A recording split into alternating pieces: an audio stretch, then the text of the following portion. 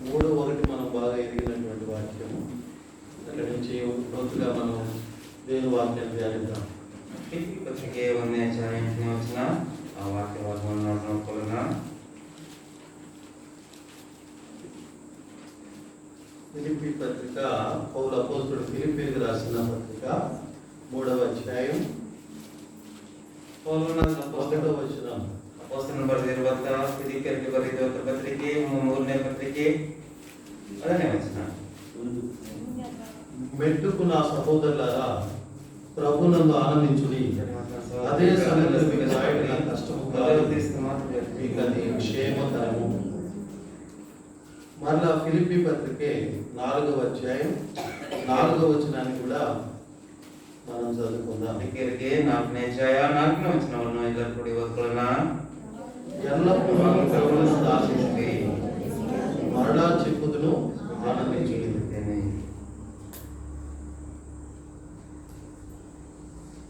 నెహెమ్యా గ్రంథం నెహెమ్యా పుస్తక 8వ అధ్యాయం 8ನೇ ಅಧ್ಯಾಯ. The book of Nehemiah chapter 8. Nehemiah గ్రంథ 8ನೇ ಅಧ್ಯಾಯ.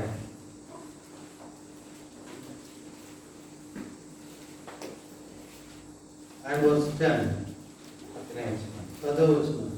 నెహెమ్యా 8:10 ఆఖరి మాట. యెహోవా యందు ఆనందించడం వలన మీరు బలముందుదురు. చిన్న ప్రార్థన చేసుకొని ఈ లేఖనాల్లోనికి వెళ్దాం. ప్రార్థన చేసి ಈಗ ಪ್ರಾರ್ಥನೆಯನ್ನು ಮಾಡಿಕೊಂಡು ಲೇಖನ ಭಾಗಕ್ಕೆ ಹೋಗೋಣ. ప్రేమ కలిగిన మా తండ్రి, మా ప్రభువైన యేసు వారి అతి శ్రేష్టమైన నామములో మేము మిమ్మల్ని స్తుతించి కనపరిచి మిమ్మల్ని ఆరాధిస్తాము. ప్రభు, ఈ యొక్క ఉదయకాలం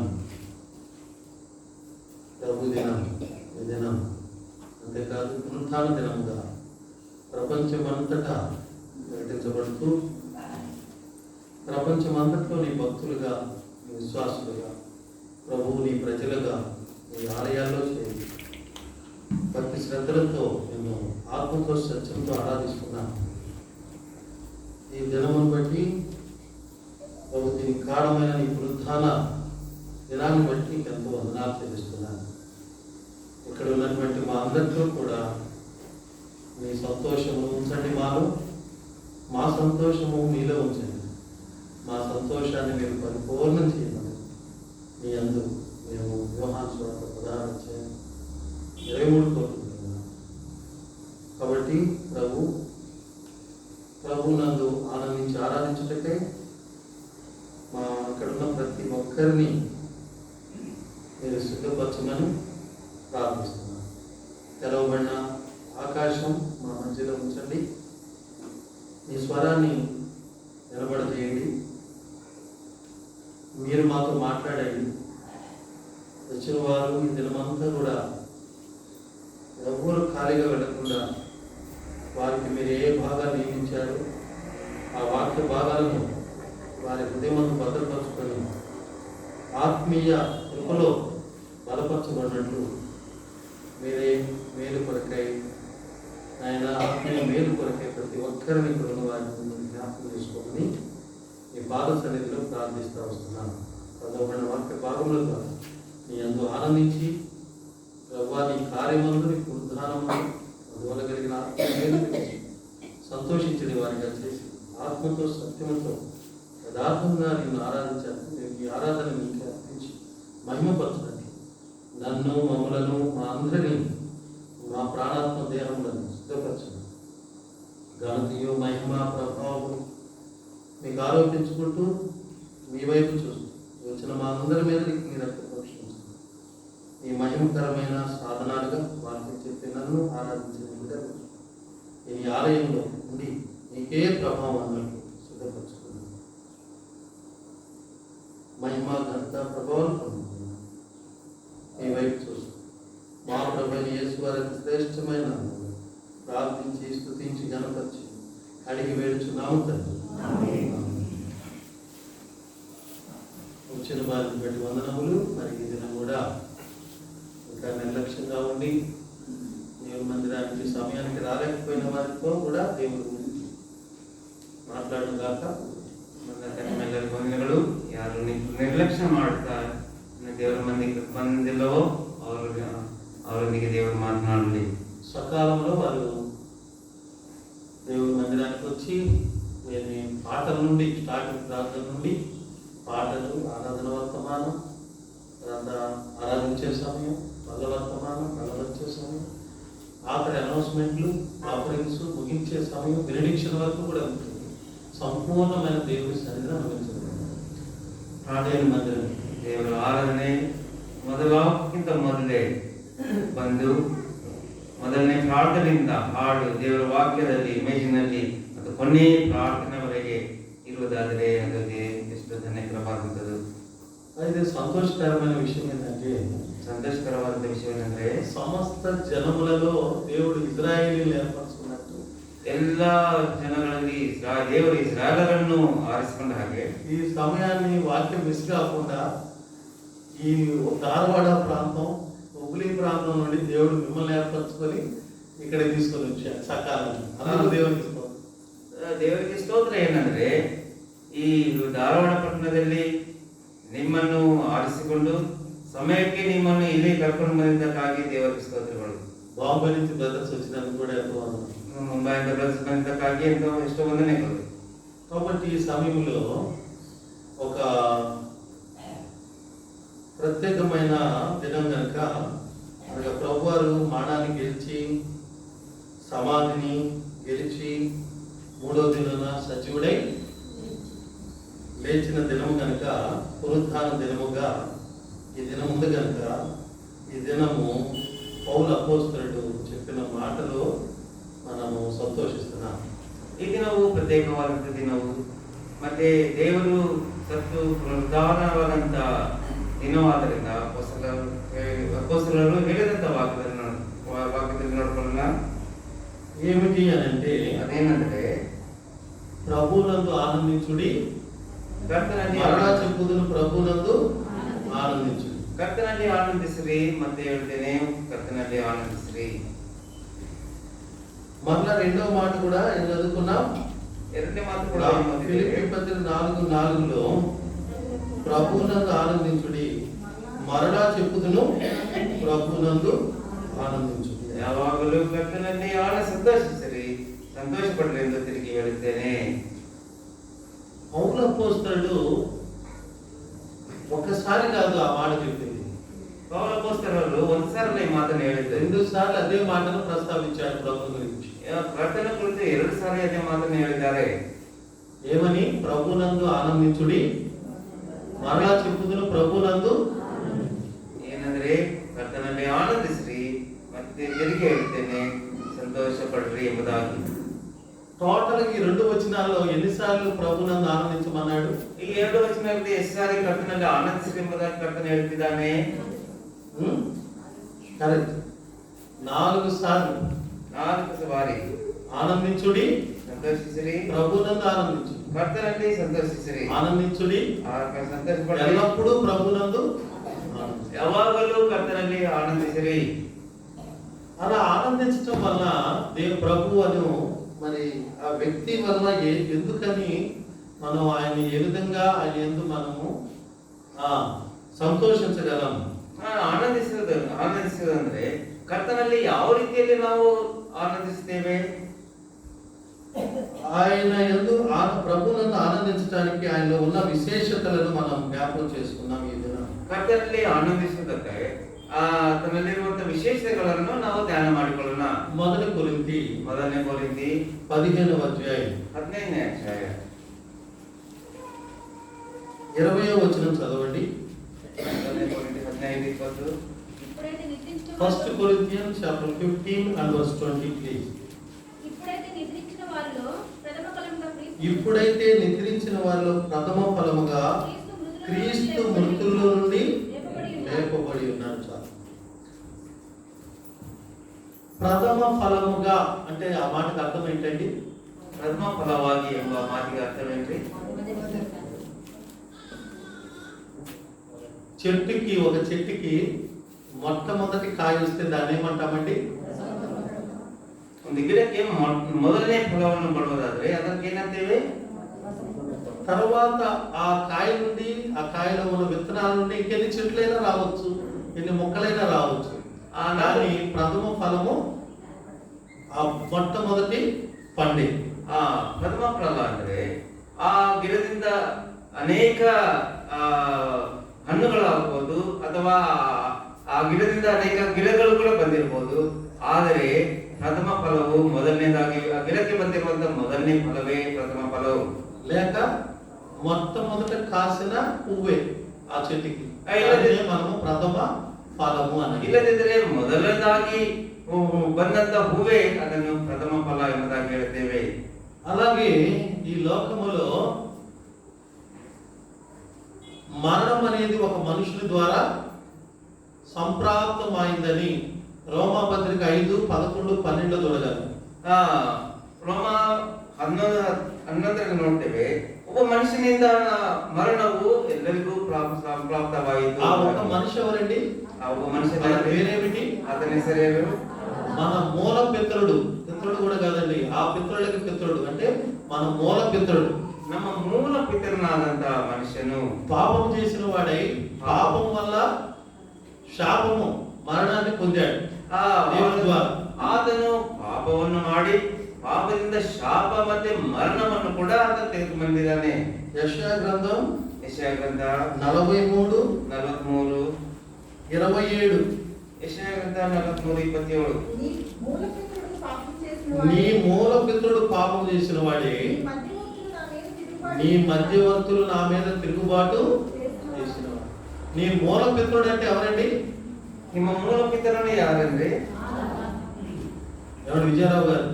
డౌట్ ఉందా? మూల పితరుడు అంటే అదమేనా? కాబట్టి నీ మూల పితరుడు పాపం చేసిన వాడే. ನಿಮ್ಮ ಮೂಲ ಪುರುಷನು ಪಾಪ ಮಾಡಿದವನೇ. ఆదికాండం 3వ అధ్యాయం. ಆದಿಕಾಂಡ 3ನೇ ಅಧ್ಯಾಯ. అప్పుడు ఆ పాపమునకు వచ్చు జీతము ಅವಾಗ ನೋಡ್ತೇವೆ ಪಾಪಕ್ಕೆ ಬರುವಂತ ಸಂಬಳ ಮರಣ ಎಂಬುದಾಗಿ. ఆ మరణం ఆ ఒక్కని ద్వారా అందరికీ సంప్రాప్తమై ಆ ಮರಣವು ಒಬ್ಬರಿಂದ ಎಲ್ಲರಿಗೂ ಸಂಪ್ರಾಪ್ತವಾಯಿತು.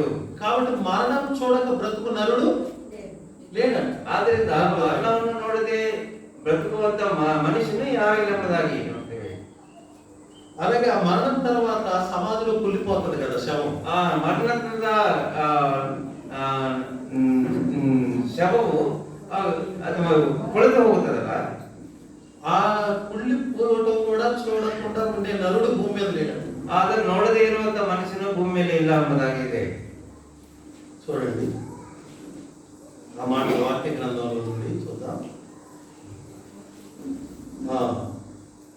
కీర్తనలు 49వ కీర్తన. 49 కీర్తನೆ.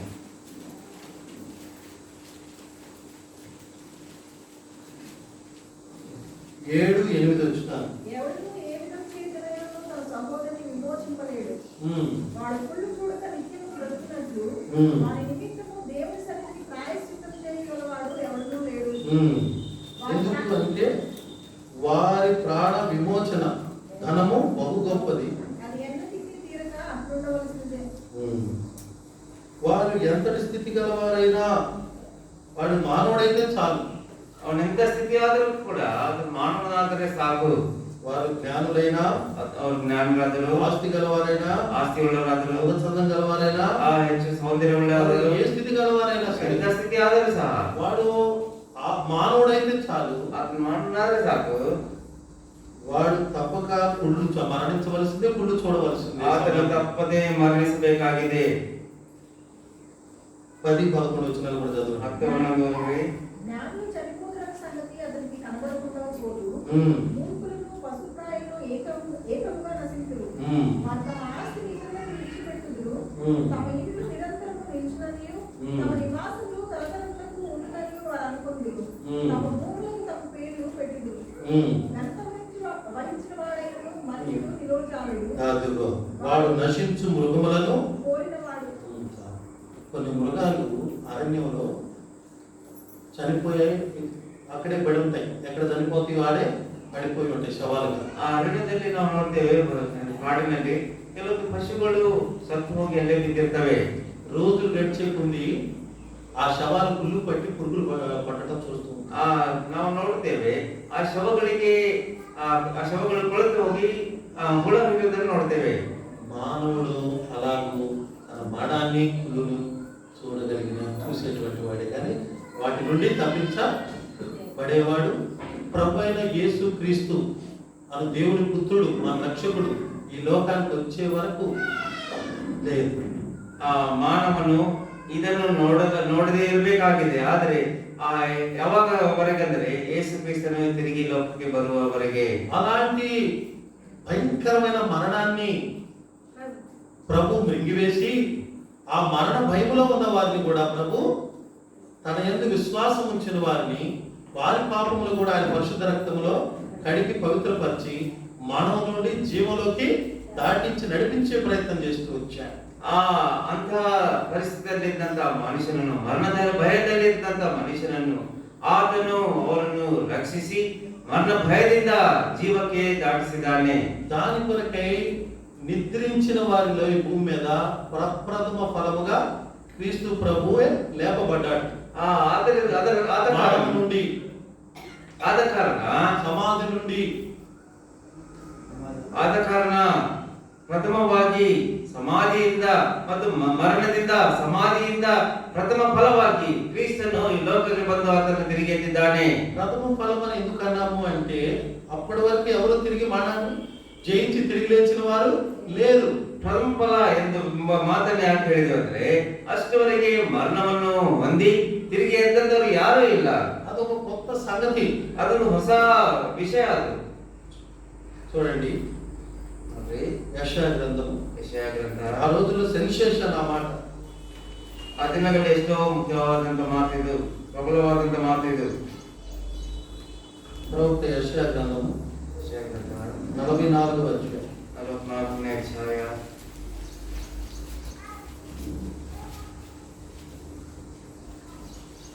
7-8 వచనాలు ఎవరైనా చదివి సహాయం చేయండి. 7-8 వచనాలు ఆగండి అందరూ తీయండి. ఐజయా చాప్టర్ 44 అండ్ వర్స్ 7 అండి చదవండి. ఇప్పుడు ఆదిలో ఉన్న జనమును నియమించడం మొదలుకొని ఆ నేను తెలియజేయచ్చు వచ్చినట్లు తెలియజేయగలవాడు ఎవడు? అట్టి వాడు ఎక్కడైనా ఉండిన యెడల నాకు తెలియజెప్పవలెను. ఆ సంగతి నాకు ప్రచురింపవలెను. అట్టి వారు భవిష్యత్ విషయంలో రాబోవు సంగతులను తెలియజెప్పువారై ఉండవలెను. మీరు వెరవకుడి భయపడకుడి. పూర్వకాలం నుండి నేను మీకు ఆ సంగతి వినిపించి తెలియజేయలేదా? మీరే నాకు సాక్షులు. నేను తప్ప వేరొక దేవుడు ఉన్నారా? నేను తప్ప ఆస్తి దుర్గం ఏదీ లేదు. ఉన్నట్టు నేను ఎరుగను. సరే, కాబట్టి మీరే నాకు సాక్షులు, నేను తప్ప వేరొక దేవుడు ఉన్నాడా? ఉన్నాడు. భవిష్యత్తు విషయాలు రాబో సంగతులను తెలియజెప్పువారై ఉన్నాడు. కాబట్టి ఇప్పుడు చూడండి, ನೋಡ್ತೇವೆ యెషయా గ్రంథము 25వ అధ్యాయం 25ನೇ ಅಧ್ಯಾಯ 8వ వచనం. 8ನೇ ವಚನ.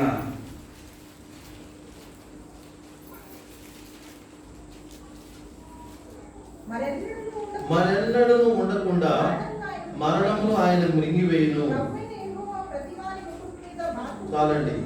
మరణము మరెన్నడూ ఉండకుండా ఆయన మృంగివేయును. ಮರಣವಿರದಂತೆ ಆತನು ಮರಣವನ್ನು ನುಂಗಿ ಹಾಕಿದ್ದಾನೆ.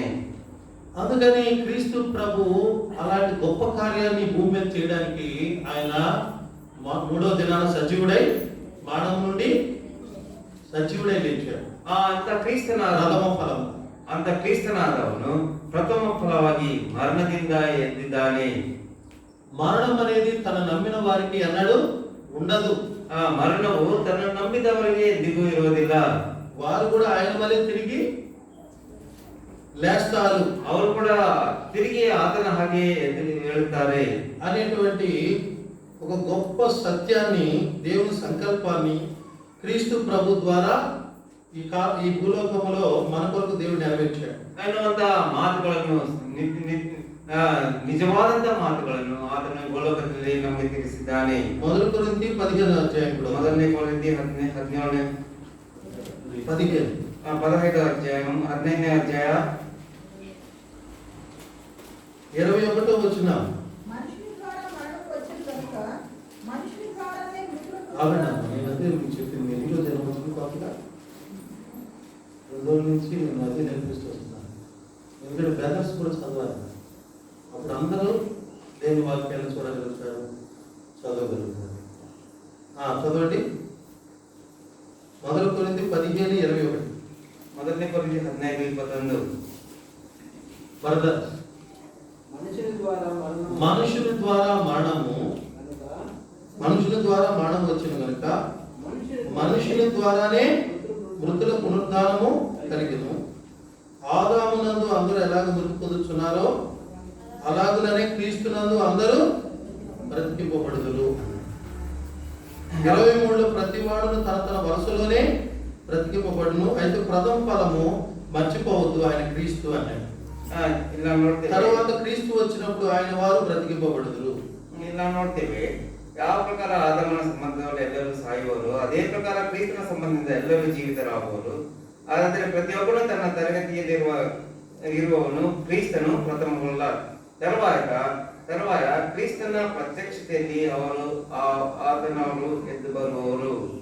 కాబట్టి క్రీస్తు ప్రభునందు నమ్మిక ఉంచి విశ్వాసం ఉంచి తమ పాప జీవితంలో క్రీస్తు ప్రభు వారు చిందించిన అమూల్యమైన పరిశుద్ధమైన రక్తంలో కడుక్కుంటే వారు భూమి మీద నీతిమంతులుగా తీర్చబడిన వారై మానవుల నుండి వారి ఆత్మ జీవలోకి దాటిస్తుంది. ಯಾರಾದರೆ ಕರ್ತನಲ್ಲಿ ವಿಶ್ವಾಸವಿಟ್ಟು ಆತನು ಅವರ ಪಾಪಗಳನ್ನು ಒಪ್ಪಿಕೊಂಡು ದೇವರ ಯೇಸು ಕ್ರಿಸ್ತನ ರಕ್ತದಲ್ಲಿ ತೊಳೆದಾದರೆ ಅವರು ಮರಣದಿಂದ ಜೀವಕ್ಕೆ ಬರುವರು. వారి ఆత్మ బ్రతికింపబడుతుంది, వారి ఆత్మ జీవింపబడుతుంది. ಅವರ ಆತ್ಮವು తిరిగి ఏಳುವುದು ಮತ್ತೆ బతికిರುವುದು. మరణం అనేది వారికి ఎన్నడూ ఉండదు. ఆ మరణವು ಅವರಿಗೆ ಎಂದಿಗೂ ಇರುವುದಿಲ್ಲ.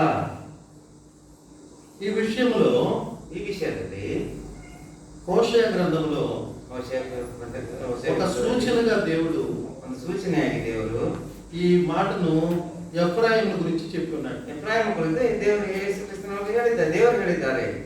అతని హోషేయ గ్రంథం 13వ అధ్యాయం. హోషేయ గ్రంథం 13వ అధ్యాయ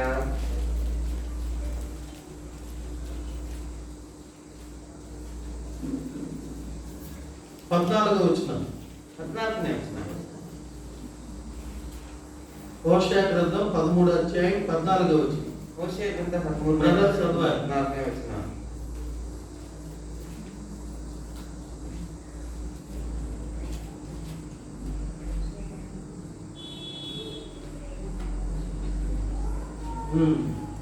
చదవండి. హోషేయ గ్రంథం దొరికిందా మీకు?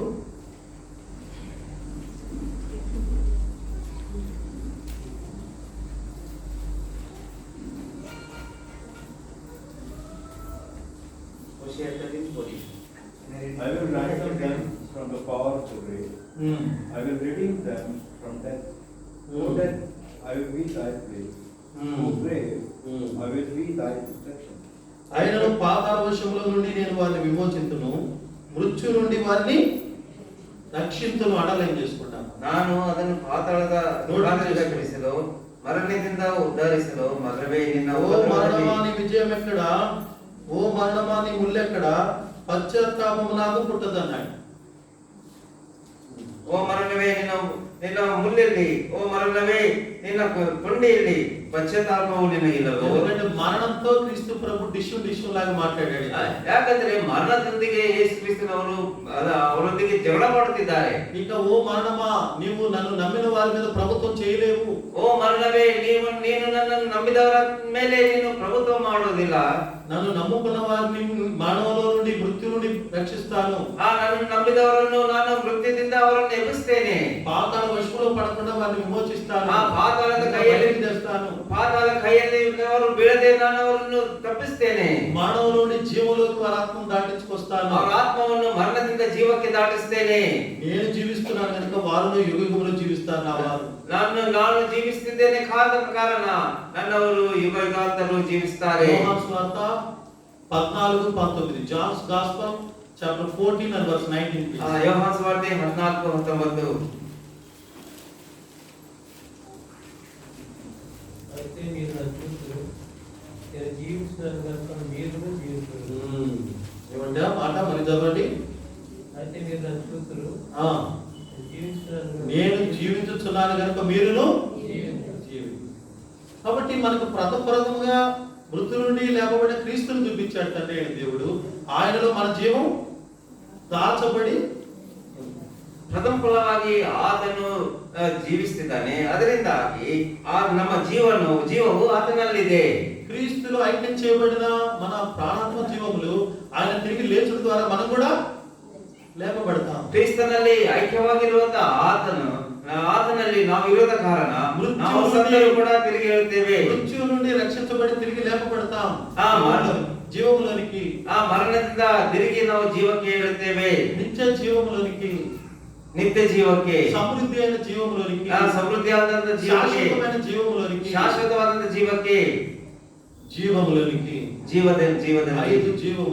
ఐదు జీవములు ప్రభువారు తన గొర్రెలకు అనగా తన నమ్మిన విశ్వాసులైన ప్రజలకు 5 జీవములు ఇస్తారని వాగ్దానం చేశాడు. ಯೇಸು ಕ್ರಿಸ್ತನವರು ತನಗೆ ನನ್ನನ್ನು ನಂಬಿದಂತ ಮಕ್ಕಳಿಗೆ 5 ತರವಾದಂತ ಜೀವನಗಳನ್ನು ಕೊಡುತ್ತೇನೆ ಎಂಬುದಾಗಿ ಆತನು ಹೇಳಿದ್ದಾನೆ. 133లోనేమో శాశ్వత జీవం ఇస్తానన్నాడు. కీర్తన 137ರಲ್ಲಿ శాశ్వతವಾದಂತ ಜೀವ ಕೊಡ್ತೇನೆ. యోహాను సువార్త 10:10లోనేమో సమృద్ధి అయిన జీవం ఇస్తానన్నాడు. యోహాను సువార్త 10:10ರಲ್ಲಿ సమృద్ధిಯಾದಂತ జీవನವನ್ನು ಕೊಡ್ತೇನೆ. యోహాను సువార్త 14:6లోనేమో జీవం ఇస్తానన్నాడు.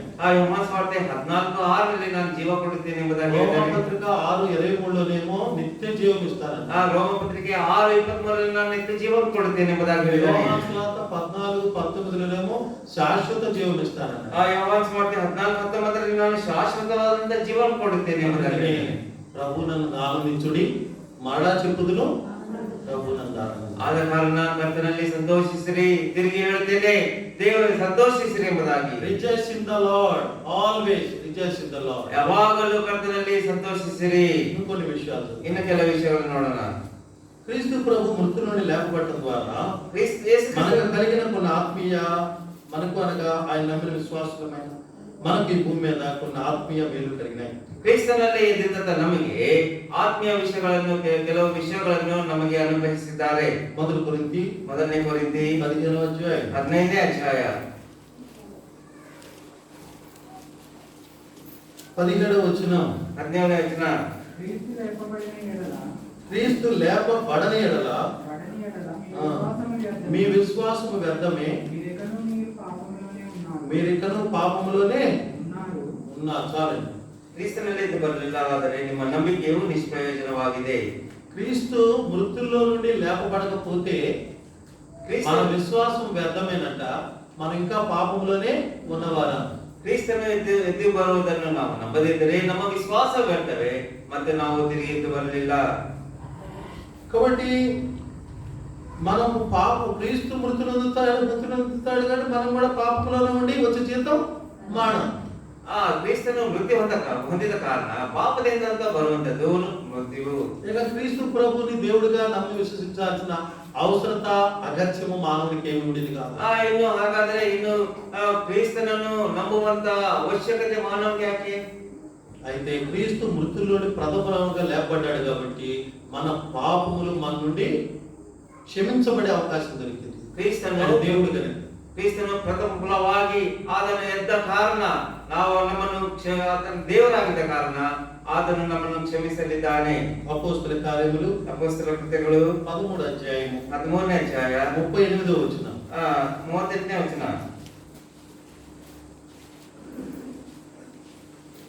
కాబట్టి సహోదరులారా, మీకు ఈయన ద్వారానే పాప క్షమాపణ ప్రచురమవుతున్నదని.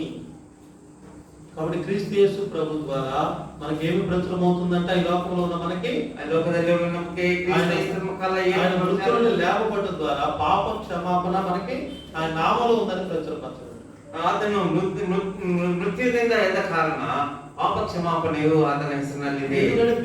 దేవాది దేవుడు ఈ లోకానికి మానవుడుగా ఏదించి మన పాపములను క్షమించడానికి, ప్రాయశ్చిత్తం కలగజేయడానికి ఆయన ఈ లోకంలోకి వచ్చి ఆయన కల్వరి శిలువలో తన పరిశుద్ధ రక్తాన్ని చిందించి ఆ రక్తంలో మానవుని పాపములకు పరిహారం ఇవ్వడానికి వచ్చి మరణించి తిరిగి లేచాడని చెప్పుకునే ఒక సాక్ష్యం అనేది ఉంది.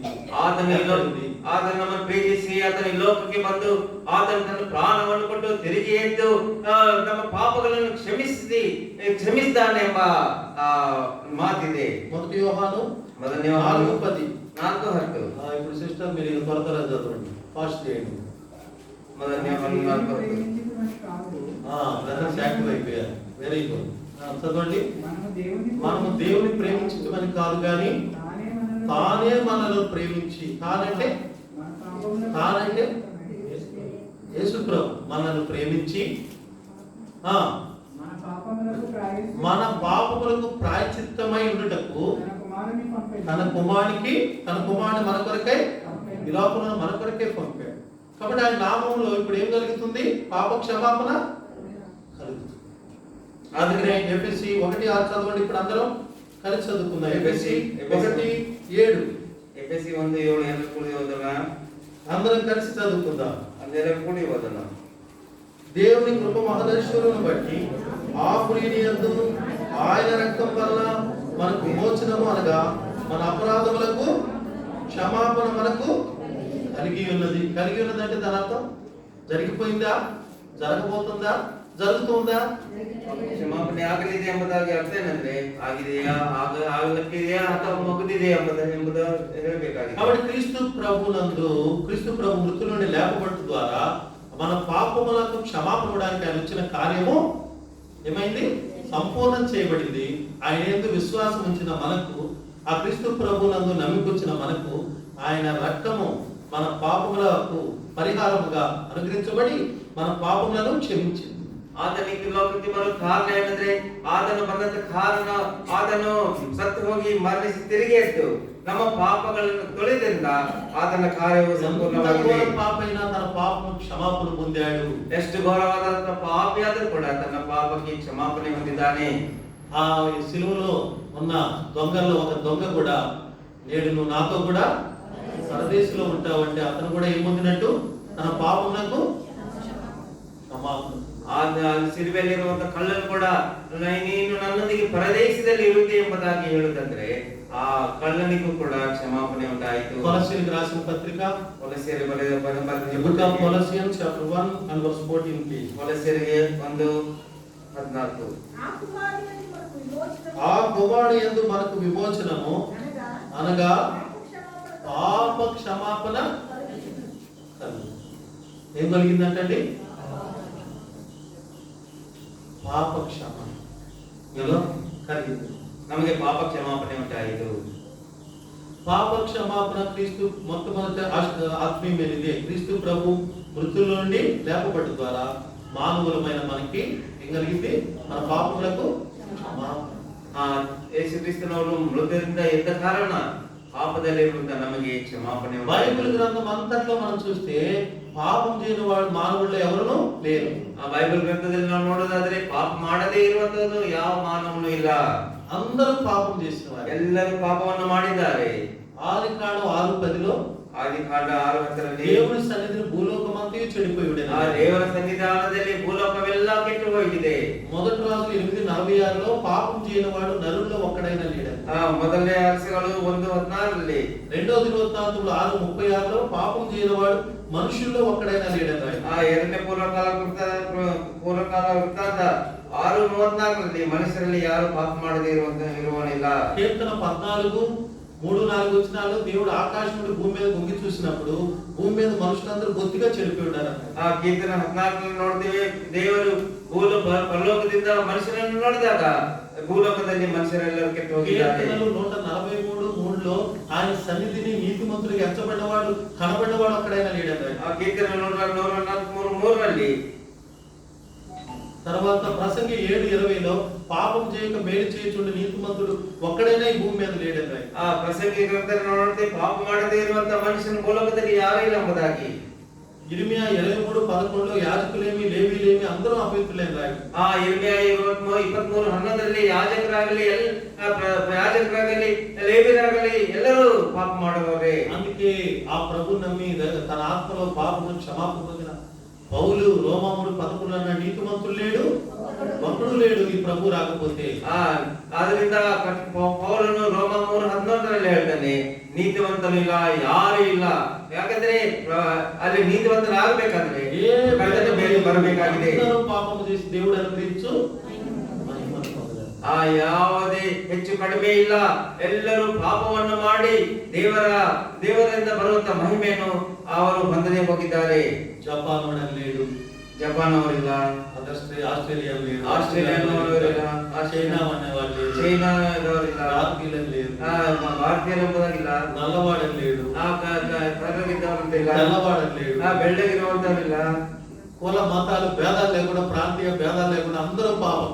ఆ దేవుడు అనుగ్రహించే మహిమను ಕುಲ ಮತ ಭೇದ ಯಾವುದಿಲ್ಲ, ಎಲ್ಲರೂ ದೇವರನ್ನು ಗ್ರಹಿಸುವಂತ పాపికి పాప క్షమాపణ ఇవ్వకపోతే వాడు మృతుల నుండి ఎలా లేపబడతాడు, మానవుడి జీవులకు ఎలా దాటొస్తాడు, మృతుల నుండి ఎలా లేపబడతాడు, ఆ నిత్య రాజ్యంలో ఎలా పౌరసత్వం కలిగి ఉండగలరు. ಅಂತ ಪಾಪಿಯನ್ನು ಪಾಪಿ ದೇವರಲ್ಲಿ ರಕ್ಷಣೆ ಹೊಂದದಿದ್ರೆ ಯಾವ ರೀತಿ ದೇವರ ಮಹಿಮೆಯನ್ನು ಹೊಂದುತ್ತಾನೆ. ఈ లోకానికి వచ్చి ಆತನ ಈ ಲೋಕಕ್ಕೆ ಬಂದು మృతుల నుండి ఆయన మరణించి సమాజం తిరిగి లేచుడు ద్వారా పాపమైన మానవునికి ఏం కలిగింది?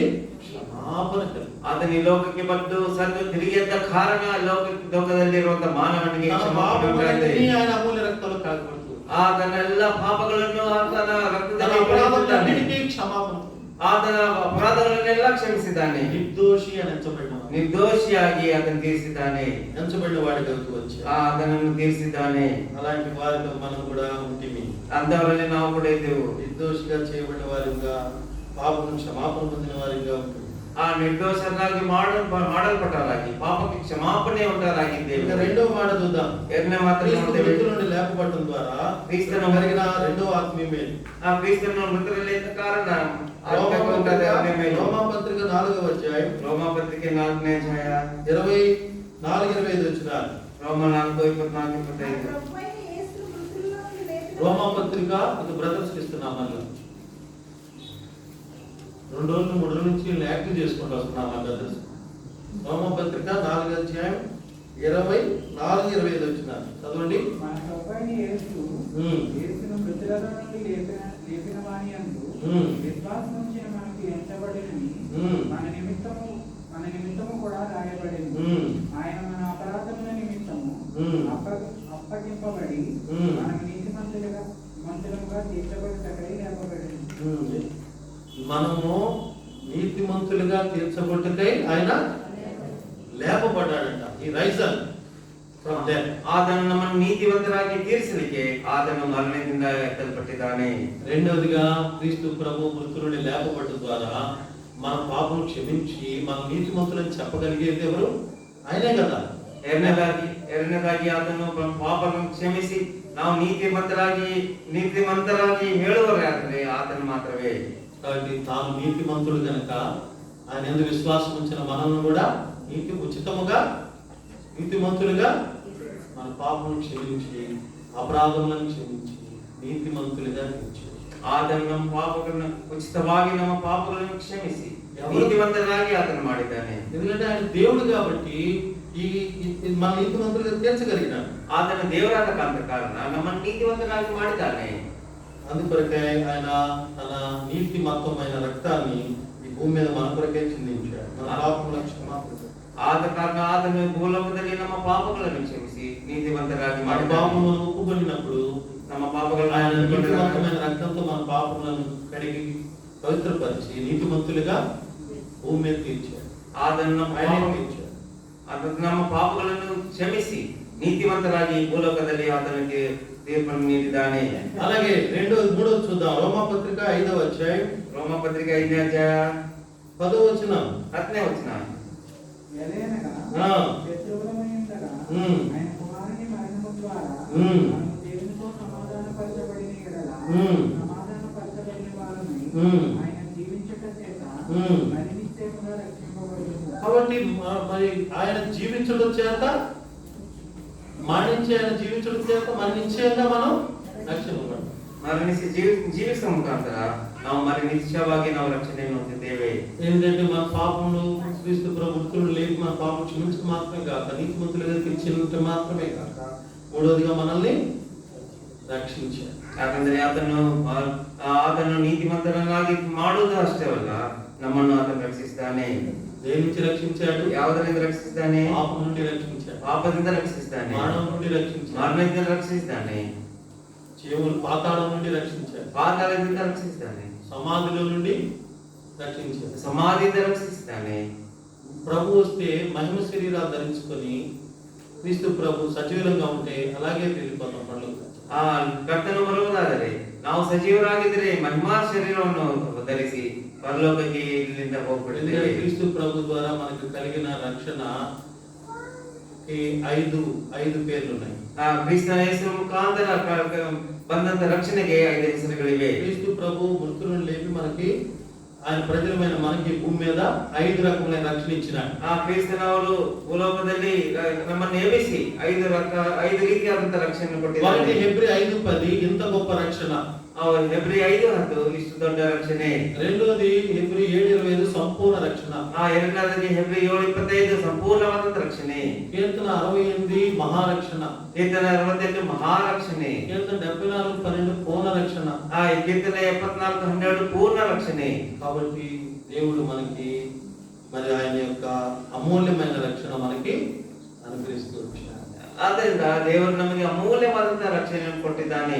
ఈ 5 రక్షణ క్రీస్తు ప్రభు మృతులు లేపడం ద్వారా మనకు అనుగ్రహించి ఆ నిత్య రాజ్యంలోకి సమృద్ధి అయిన ప్రవేశాన్ని అనుగ్రహించాడు. ಅದರಿಂದ ದೇವರು ಈ 5 ರಕವಾದಂತಹ ರಕ್ಷಣೆ ಅನುಗ್ರಹಿಸಿ ನಿತ್ಯ ಜೀವನದಲ್ಲಿ ಸಂಪೂರ್ಣವಾದಂತಹ ಸ್ಥಾನವನ್ನು ಕೊಟ್ಟಿದ್ದಾನೆ.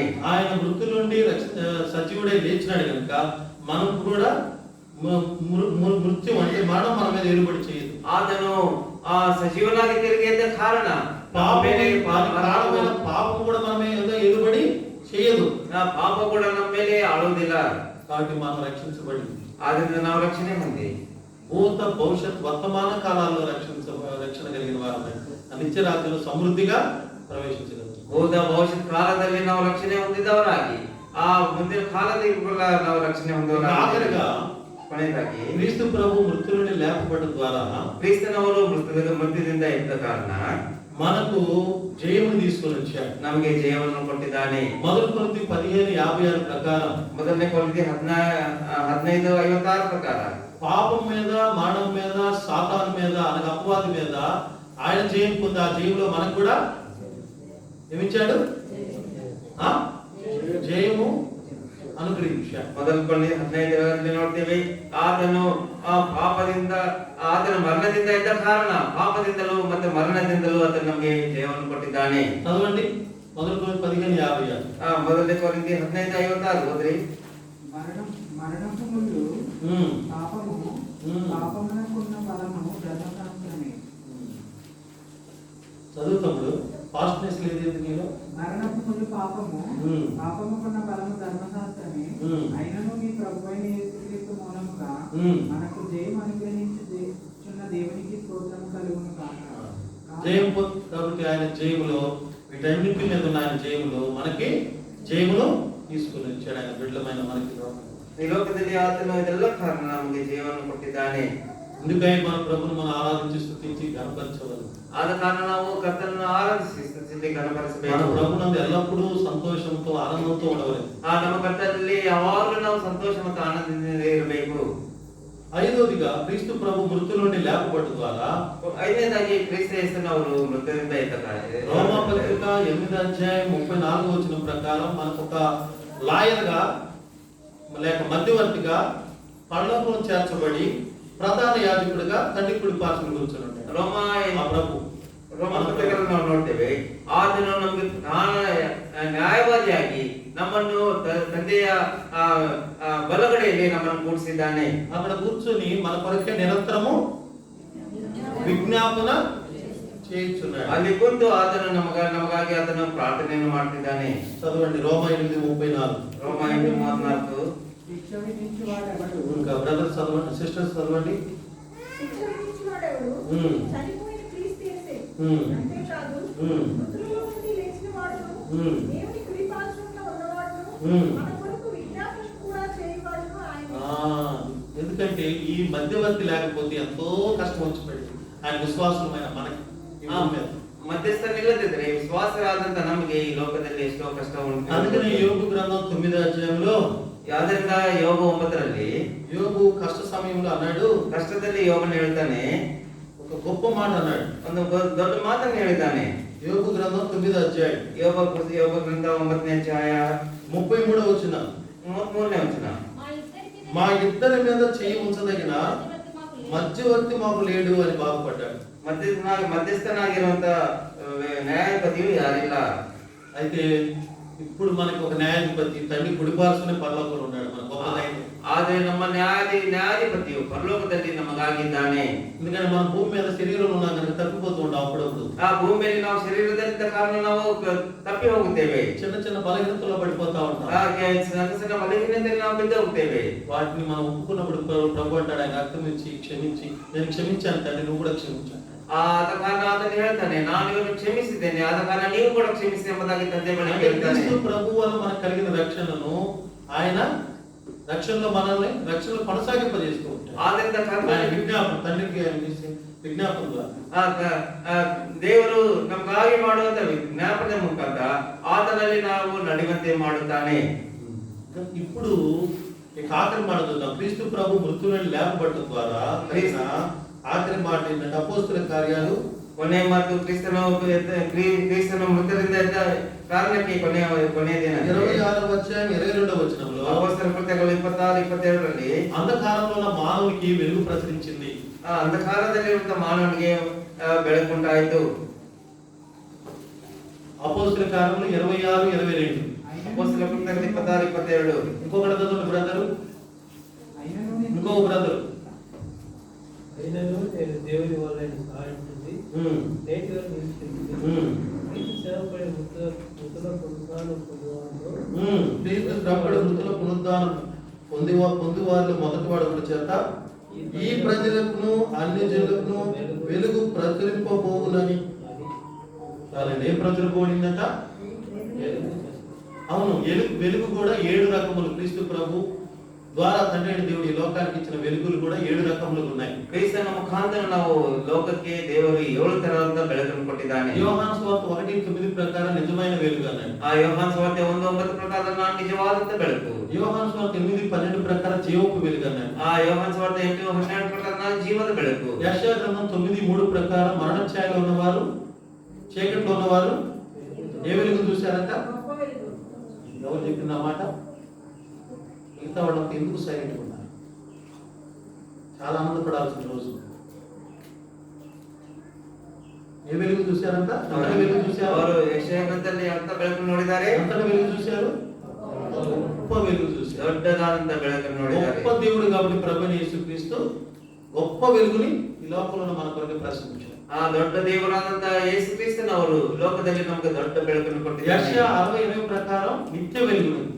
ಯೆಶಯಾ 60:20 ప్రಕಾರ నిత్యవాదంత ಬೆಳಕು. అపోస్తలుల కార్యములు 26 ప్రకారం 7 ప్రకారం సూర్య తేజస్సు కంటే మిక్కిలి ప్రకాశమానమైన వెలుగు.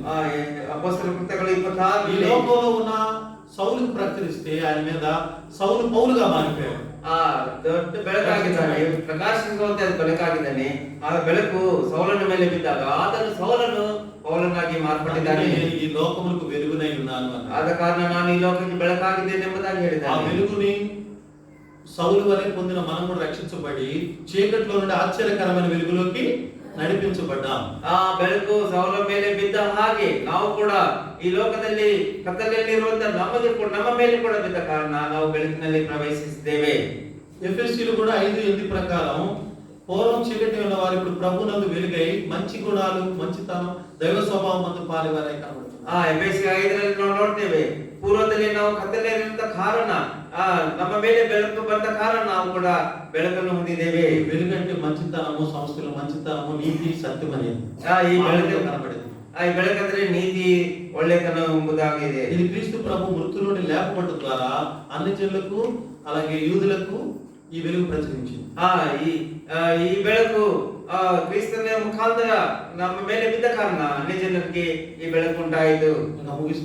ముగిస్తా ఇದ್ದೇನೆ. ఆరాధన చేసే సమయానికి ముందుగా ఆరాధన సమయానికి మొదలు చేసుకోండి. క్రీస్తు ప్రభు మృతుల నుండి లేపబడటం ద్వారా 5 నిరీక్షణ మానవునికి ఇచ్చారు. ಯೇಸು ಕ್ರಿಸ್ತನವರು ಮೃತದಿಂದ ಇದ್ದ ಕಾರಣ ಮನುಷ್ಯನಿಗೆ 5 ನಿರೀಕ್ಷಣೆಗಳನ್ನು ಕೊಟ್ಟಿದ್ದಾನೆ. వాటిని బట్టి కూడా ప్రభువును మనం ఎల్లప్పుడూ ఆనందించి సంతోషించవలసిన. ಆದ ಕಾರಣ ಕೂಡ ನಾವು ಕರ್ತನಲ್ಲಿ ನಾವು ಸಂತೋಷಪಡವಾಗಿರಬೇಕು. ఏంటి 5 నిరీక్షణలు? 5 నిరీక్షణೆಗಳು ಏನು? మొదటిదాಗಿ హెబ్రీ పత్రిక 6వ అధ్యాయం 6వ అధ్యాయం 6ನೇ ಅಧ್ಯಾಯ 19వ వచనం. Hebrew 6:19. క్రీస్తు ప్రభు మృతులను లేపబడి ద్వారా ఈ లోకంలో ఉన్న వారి కొరకై, వారిలో మన కొరకై దేవుడిచ్చిన 5 రకములైన నిరీక్షణలు. క్రీస్తు ముఖాంತರ దేవుడు నమ్మకొಟ್ಟంత 5 నిరీక్షణಗಳು. ఫాస్ట్ గా చదవండి. ఈ నిరీక్షణ నిశ్చలమును స్థిరమునై మన ఆత్మకు లంగరవలే నుండి తెరలోపల ప్రవేశించుతున్నది. చాలండి. మొట్టమొదటిగా నిశ్చలమైన స్థిరమైన నిరీక్షణ క్రీస్తు ప్రభు మృతులను లేపబడి ద్వారా మానవులమైన మనకి అనుగ్రహించాడు. ಮೊದಲನೇದಾಗಿ ನಿಶ್ಚಲವಾದಂತ ನಿರೀಕ್ಷೆಯನ್ನು ಮಾನವರ ನಮಗೆ ಕೊಟ್ಟಿದ್ದಾನೆ.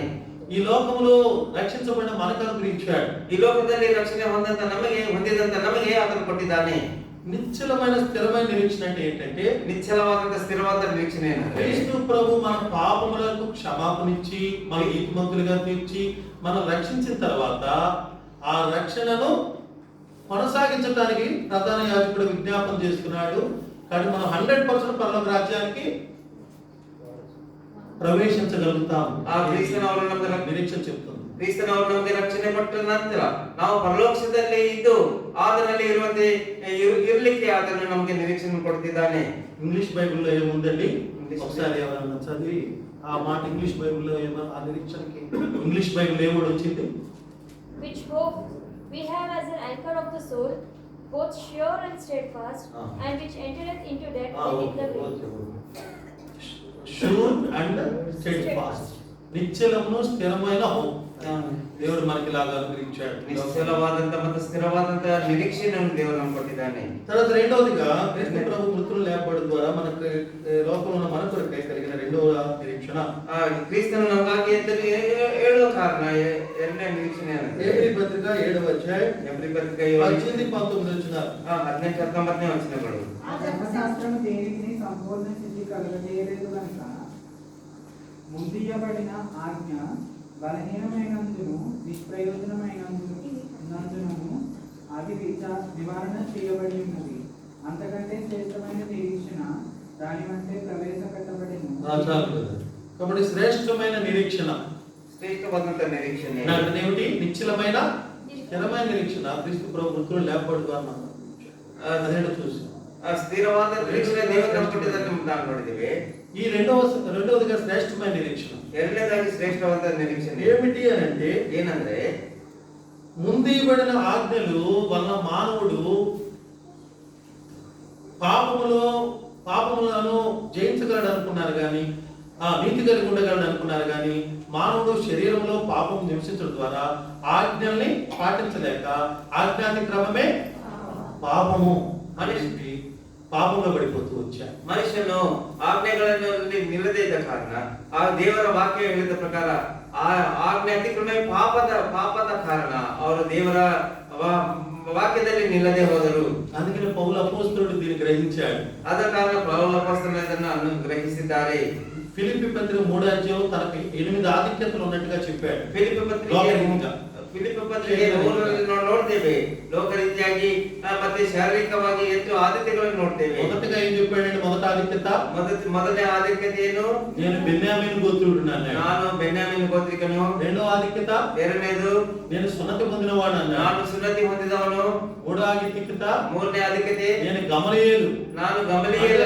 ఆయన ధర్మశాస్త్ర స్క్రైబ్ అంటే శాస్త్రి అంటే ఒక బెస్ట్ టీచర్ ధర్మశాస్త్రం గురించి ఆ పాత నిబంధన పత్రిక చట్టాల గురించి ఆయన దగ్గర శిష్యుడిగా నేర్చుకున్నాను అన్నాడు. గమలీయేల హತ್ರ ನಾನು ಅದರ ಶಿಷ್ಯನಾಗಿ ನಾನು ಕಲಿತುಕೊಂಡಿದ್ದೇನೆ ಎಂಬುದಾಗಿ ಹೇಳಿದ್ದಾನೆ. ఆయన ఏం చెప్పాడండి? నేను ಹೇಳಿದ್ದಾನೆ తన ఆధిక్యతలు ಆತನ ಆಧಿಕ್ಯತೆಯಲ್ಲಿ చెప్పండి. ఫిలిప్పీ పత్రిక 3వ అధ్యాయంలో ಫಿಲಿಪ್ಪಿ ಪತ್ರಿಕೆ 3ನೇ ಅಧ್ಯಾಯದಲ್ಲಿ ನೋಡ್ರಿ ఏమండి? ధర్మశాస్త్ర సంబంధమైన నీతి విషయంలో అనుగ్రహం అనిందుడు అన్నాడు. ఇంకా ఏమన్నాడు అంటే తప్పనిసరిగా 10 ఆజ్ఞల్ని పాటిస్తానన్నట్టుగా చెప్పాడు.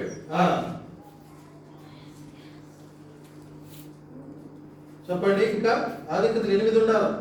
4 దాకా చెప్పుకున్నాం. హెబ్రీల సంతానం వాడనయ్యానన్నాడు. 5వ వచ్చింది. 5ನೇ వచనದಲ್ಲಿ ಹೆಬ್ರಿ ಸಂತಾನವಾಗಿದ್ದೇನೆ ಎಂಬುದಾಗಿ ಹೇಳಿದ್ದಾನೆ. చూసారా? కాబట్టి ఇంకోటి ఏమన్నాడండి? ఇశ్రాయేలు వంశపు వాడు అన్నాడు. ಇನ್ನೊಂದೇನಂದ್ರೆ ಇಸ್ರಾಯೇಲ್ ವಂಶದವನು ಎಂಬುದಾಗಿ ಹೇಳಿದ್ದಾನೆ. ప్రభు యేసుక్రీస్తు ఆ ఇశ్రాయేలు ఎలా 8వ సున్నతి పొందుతారో అలాగే నేను కూడా సున్నతి పొందినవాడిని అన్నాడు. ಇಸ್ರಾಯೇಲರು ಯಾವ ರೀತಿ ಸುನ್ನತಿ ಹೊಂದಿದ್ದಾರೋ ಅದೇ ರೀತಿ ನಾನು ಕೂಡ ಸುನ್ನತಿಯನ್ನು ಹೊಂದಿದ್ದೇನೆ ಎಂಬುದಾಗಿ ಹೇಳಿದ್ದಾನೆ. కాబట్టి ಆದ್ದರಿಂದ అన్ని ఆధిక్యతలు తన శరీరీతి లోకరీతి చెప్పుకున్నాను. ಎಷ್ಟು ಆದಿತ್ಯಗಳಂತೆ ಶಾರೀರಿಕವಾಗಿ ಈ ಲೋಕದಲ್ಲಿ ಹೇಳಿಕೊಂಡರು. రోమపత్రిక 7వ అధ్యాయం అంటాడు, ಆ ರೋಮಪತ್ರಿಕೆ 7ನೇ ಅಧ್ಯಾಯದಲ್ಲಿ ಹೇಳ್ತಾರೆ,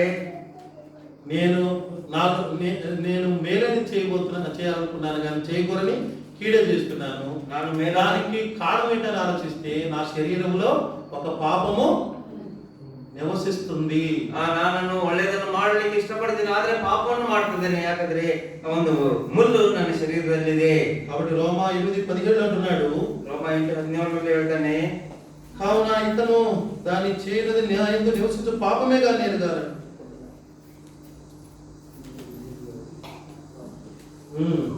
చేయనది నేను కాదు, ఆయన శరీరం నివసించు పాపం. ಮಾಡುವಂತ ನಾನಲ್ಲ, ನನ್ನ ಶರೀರದಲ್ಲಿ ನಿವಸಿಸುವಂತದ್ದೇ. మంచిది అన్నాడు, నా యందు అనగా నా శరీరం మందు మంచిది ఏది ನನ್ನಲ್ಲಿ ಒಳ್ಳೇದು ಯಾವುದು ಎಂಬುದಾಗಿ ఎరుగుతున్నాను అన్నాడు. ಯಾವುದು ಒಳ್ಳೇದಿಲ್ಲ ಎಂಬುದಾಗಿ. కాబట్టి మరణాన్ని పొందే ఈ పాప శరీరానికి లోనన్నా నేను అయ్యో ఎంత దౌర్భాగ్యున్నాను. ఆ మరణವನ್ನು ಹೊಂದುವಂತ ನಾನು ಎಷ್ಟು దౌర్భాగ్యను. అయితే క్రీస్తు ప్రభు తనకి పునరుత్థాన మన మృతులు లేపబడి ద్వారా ఆ పాప మరణాలు ఉన్న శరీరం నుండి తన జీవంలోకి తన ఆత్మ నడిపించేవాడని తను తెలుసుకొని సంతోషించాడు. ಆದರೆ ಆತನ ಮರಣದಿಂದ ಎದ್ದ ಕಾರಣ ನಾವು ತಿರುಗಿ ಏಳುತ್ತೇವೆಂಬುದಾಗಿ ಆತನಲ್ಲಿ ವಿಶ್ವಾಸವಿಟ್ಟರು. రోమపత్రిక 8వ అధ్యాయం 2వ వచనం చూడండి. ರೋಮ 8:2 ನೋಡ್ರಿ. క్రీస్తు ఆత్మ యొక్క నియమము పాపమరణముల నియమం నుండి నన్ను విడిపించెను. ఎట్లనగా ధర్మశాస్త్రం దేనిని చేయజాలకపోయెనో దానిని దేవుడు చేసెను. అదే దాన్ని దేవుడు చేశాడు. ధర్మశాస్త్రం చేయలేదు దాన్ని దేవుడు చేశాడు. ధర్మశాస్త్రం ಯಾವುದನ್ನು ಮಾಡಲಿಲ್ಲ. తనలో ఉన్న క్రీస్తు యేసునందున్న జీవము నిచ్చు ఆత్మ యొక్క నియమం నా శరీరంలో నివసిస్తున్న పాప మరణ నియమం నుండి నన్ను విడిపించాను. ఆతను నమ్మను పాపన దినదంత నమ్మను ఆతను బిడిసిದ್ದಾನೆ. ఇదే పౌలుకు గల శ్రేష్టమైన క్రీస్తునందు నిరీక్షణ.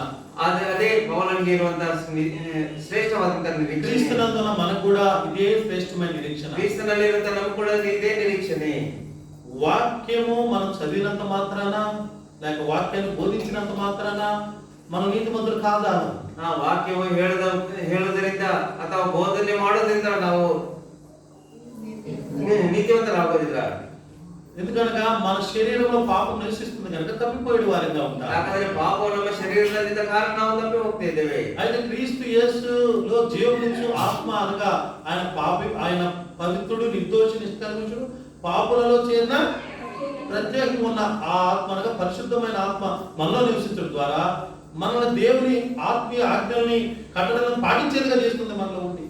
ಆತನು ನಿಷ್ಕಲವಾದಂತ ದೇವರಾದ ಕಾರಣ ಆ ದೇವರು ನಮ್ಮಲ್ಲಿ ಇರುವಂತ ಕಾರಣ ನಾವು ಪಾಪಗಳಿಲ್ಲದೆ ನಿಷ್ಕಲವಾಗಿ ಜೀವಿಸಲಿಕ್ಕೆ మనం ఆత్మీయంగా క్రీస్తు బిడ్డలంగా ఉండగలం, నిత్యరాజ్యంలో సమృద్ధిగా ప్రవేశించగలం. ಮರಣದವರೆಗೆ ನಾವು ನೀತಿವಂತರಾಗಿದ್ದು ಈ ನಿತ್ಯ ಜೀವನದಲ್ಲಿ ಪ್ರವೇಶಿಸಲಾಗಿದ್ದೇವೆ.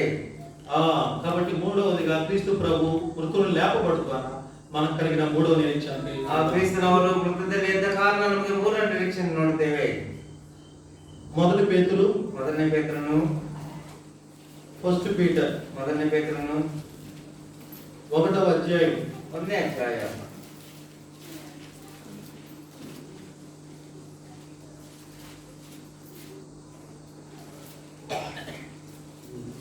3వ వచనం.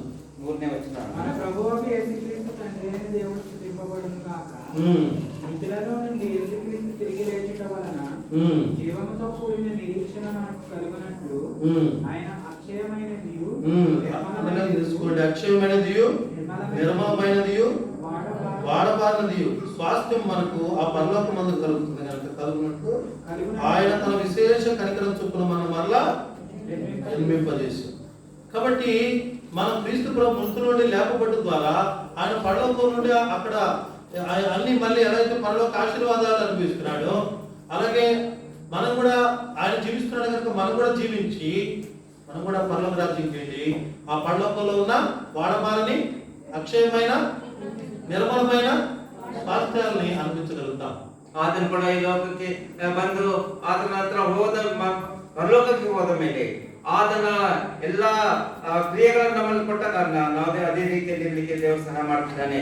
ఇది జీవముతో కూడిన నిరీక్షణ. ಇದು ಜೀವದಿಂದ ಕೂಡಿದಂತ ನಿರೀಕ್ಷಣೆ అన్నదానికి అంకె ఏమైనా వస్తుందో రెండని అంకె వస్తుంది.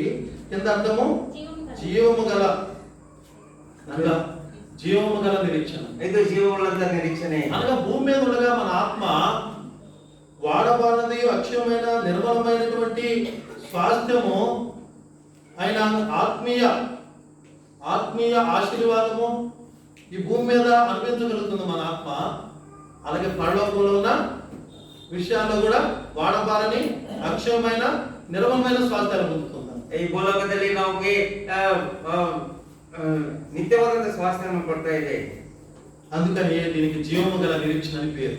ಅದಕ್ಕೆ ಇದಕ್ಕೆ ಜೀವವುಳ್ಳಂತ ನಿರೀಕ್ಷಣೆ ಎಂಬುದಾಗಿ. నాలుగోదిగా క్రీస్తు యేసు ప్రభు మృతులను లేపబడు ద్వారా మనకు కలిగిన నిరీక్షణ. ನಾಲ್ಕು ನಿರೀಕ್ಷಣೆ ಏನಂದ್ರೆ 1:13 మొదటి పేతురు 1:13 ಮೊದಲನೇ ಪೇತ್ರ 1:13 first Peter chapter 1 and verse 30 ಮೊದಲನೇ ಪೇತ್ರ 1:13 కాబట్టి మీ మనస్సును దృఢ కట్టుకొని నిబ్బరమైన బుద్ధి గలవారై యేసుక్రీస్తు ప్రత్యక్షమైనప్పుడు మీకు దేవుడు కృప విషయమై సంపూర్ణ నిరీక్షణ కలిగి ఉండండి. అది సంపూర్ణ నిరీక్షణ. ಸಂಪೂರ್ಣವಾದಂತ ನಿರೀಕ್ಷಣೆ. క్రీస్తు యేసు ప్రత్యక్షమైనప్పుడు మీకు దేవుడు కృప విషయమై సంపూర్ణ నిరీక్షణ కలిగి ఉండుడి. ಕ್ರಿಸ್ತನ ಯೇಸುನವರು ಪ್ರತ್ಯಕ್ಷನಾಗುವಾಗ ಆತನಿಂದ ನಮಗೆ ದೊರಕುವಂತ ಸಂಪೂರ್ಣವಾದಂತ ఈ ನಿರೀಕ್ಷಣೆ. సంపూర్ణ నిరీక్షణ అంటే దాని అర్థం ఏంటంటే ಸಂಪೂರ್ಣ ನಿರೀಕ್ಷಣ ಅಂತ ಅರ್ಥವೇನೆಂದ್ರೆ మొదటి దశలోనికి రాసిన పత్రిక 4:16-18 ప్రకారం ಮೊದಲನೇ ತೆಸಲೋನಿಕ 4:18 ಪ್ರಕಾರ క్రీస్తునందు మృతులైన వారు ధన్యులు, వారు లేపబడతారు. ಕ್ರಿಸ್ತನಲ್ಲಿದ್ದು ಮೃತರು ಧನ್ಯರು, ಅವರು ತಿರುಗಿ ಹೇಳುತ್ತಾರೆ. మొదటి పునరుద్ధానంలో పాల్గొన్న వారేమో ఏమంటారు, 1000 ఏళ్ళు క్రీస్తు ప్రభుత్వం రాజ్యం చేస్తారు. ಮೊದಲನೇ ಪುನರುತ್ಥಾನದಲ್ಲಿ ಕ್ರಿಸ್ತನೊಂದಿಗೆ 1000 ವರ್ಷಗಳನ್ನು ಆಳ್ತಾರೆ. అదే సమయంలో క్రీస్తు ప్రభు వచ్చినప్పుడు ఇలాగే మనం సజీవులుగా ఉంటే ఈ శరీరము మార్చబడి మహిమ శరీరంలోకి వచ్చి ఆ యొక్క మహిమ రాజ్యంలో ప్రవేశిస్తుంది. ಕ್ರಿಸ್ತನವರು ನಾವು ಬರುವಾಗ మహిమ రాజ్యంలో నివసిస్తాం. ನಾವು ಜೀವಿತರಾದರೆ ನಾವು ಕೂಡ ಅದರೊಂದಿಗೆ ನಾವು ಮಹಿಮಾ ರಾಜ್ಯದಲ್ಲಿ ಪ್ರವೇಶಿಸುತ್ತೇವೆ. అంతేకాదు అప్పుడు దాకా కొద్ది గొప్ప మలినమైనటువంటి మన ప్రాణ ఆత్మ శరీరములను ఏం చేస్తాడు, నిందారహితంగా ఉండేటట్టు ఆయన పవిత్రపరుస్తాడు. ಮಲಿನವಾದಂತ ನಮ್ಮ ಆತ್ಮ ಶರೀರವನ್ನು ಆತನು ನಿಂದಾರಹಿತವಾಗಿ ಮಾಡುತ್ತಾನೆ. మొదటి తెస్సలోనికీయులకు రాసిన పత్రిక ಮೊದಲನೇ ತೆಸಲೋನಿಕರಿಗೆ 5వ అధ్యాయం 5ನೇ ಅಧ್ಯಾಯ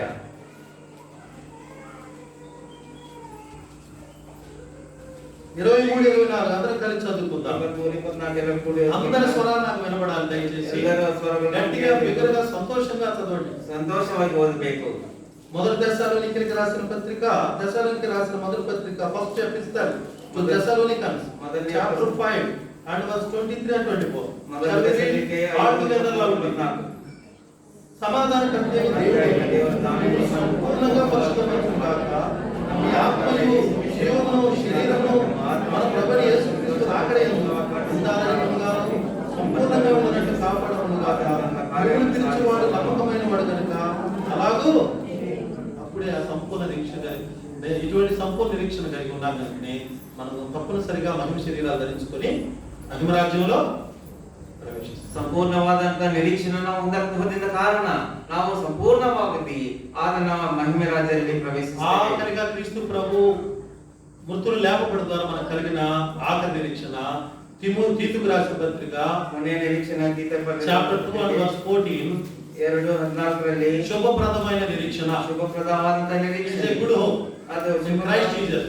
We have a good hope in Christ Jesus. ಕ್ರಿಸ್ತನಲ್ಲಿ ನಮಗೆ ಶುಭಪ್ರದವಾದಂತ ನಿರೀಕ್ಷಣೆ. ఏంటంటే ఆయన వస్తాడంట, మనం తీసుకుని వెళ్తాం. ಏನಾದರೂ ಕರ್ಕೊಂಡು ಹೋಗ್ತಾನೆ. ఆయన వస్తాడు, ಆತನ ಬರ್ತಾನೆ. క్రీస్తు ప్రభు మన కొరకు వస్తానన్నాడు కదా, ఆతను తీసుకొని పోతాడు.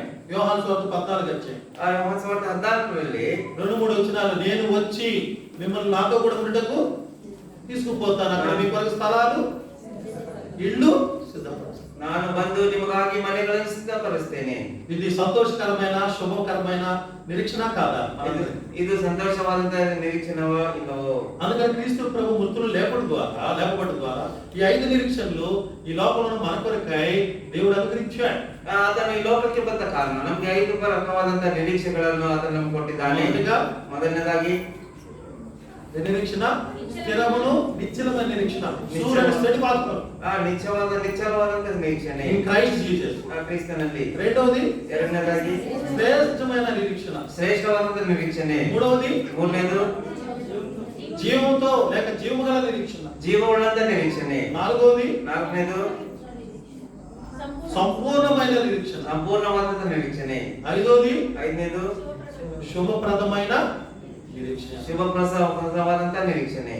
ఈ నిరీక్షణ మనం సిగ్గుపరచలేదు కనుక ಆ ನಿರೀಕ್ಷೆಯಲ್ಲಿ ನಾವು ನಾಚಿಕೊಳ್ಳದ ಕಾರಣ ಇಲ್ಲ. నిద్రించిన వారు ప్రథమ ఫలంగా లేబడి ఉన్నాడు కనుక ಆ ನಿದ್ರಿಸಿದವರು ಪ್ರಥಮ ಫಲವಾಗಿ ಇದ್ದ ನಿದ್ರಿಸಿದವರಲ್ಲಿ ಪ್ರಥಮ ಫಲವಾಗಿ ಇದ್ದ ಕಾರಣ బ్రతికింపబడుదుము మన మన వాసలో. ನಾವು ಕೂಡ ಆತನೊಂದಿಗೆ ನಾವು ಬ್ರತಿಕುವೆವು. అందుకనే ప్రభునందు ఆనందించుడి. ಆದ್ದರಿಂದ ಕರ್ತನಲ್ಲಿ ಆನಂದಿಸಿರಿ. మరలా చెప్పుదును, ಮತ್ತೆ ಹೇಳ್ತೇನೆ, ప్రభునందు ఆనందించుడి. ಕರ್ತನಲ್ಲಿ ಆನಂದಿಸಿರಿ. ప్రభునందు ఆనందించుడి. ಕರ್ತನಲ್ಲಿ ಆನಂದಿಸಿರಿ. మరలా చెప్పుదును, ఎల్లప్పుడూ ప్రభునందు ఆనందించుడి. ಮತ್ತೆ ಹೇಳ್ತೇನೆ, ಯಾವಾಗಲೂ ಕರ್ತನಲ್ಲಿ ಸಂತೋಷಿಸಿರಿ. ప్రభుని ఆరాధించుడి. ಕರ್ತನನ್ನು ಆರಾಧಿಸೋಣ.